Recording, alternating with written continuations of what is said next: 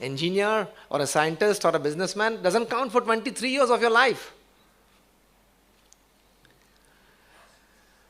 So we need to give a thought to ourselves. How much of quantity? How much of time and energy to be given to quantity in life? Because running behind money can buy you perhaps good beds but not sleep. Money can buy you food but not appetite, hunger and digestion. Money can buy you the best houses but can't convert it into homes.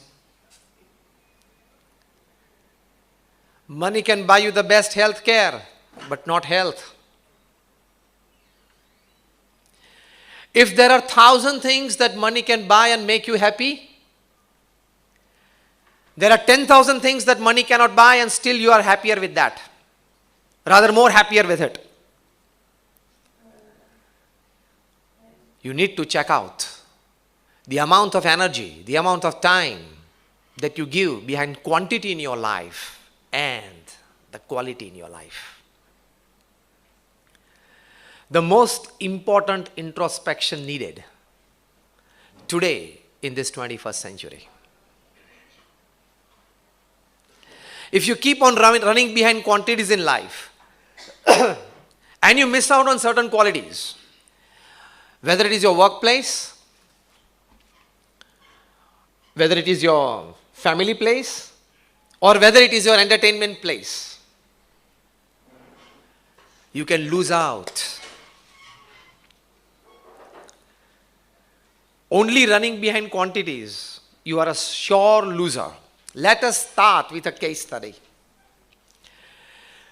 Just about a few weeks back, the CEO of Uber, he had to put in his papers, Travis Kalanick.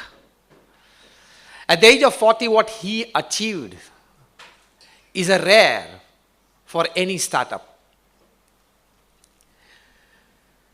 He started Uber at the age of 31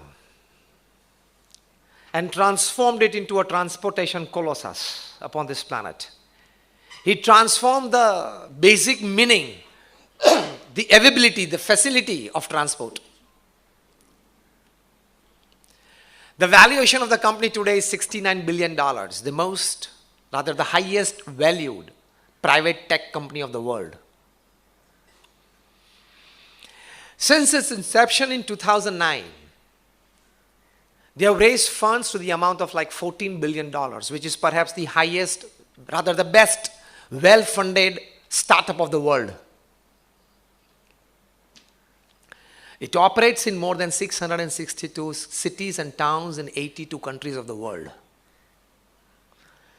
Tremendous achievement for a startup. And it transformed people's thoughts when it came to movement.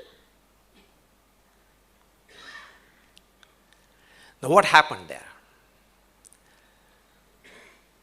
Just a couple of months back, an ex-employee, an engineer, she exposed a typical type of work culture at Uber.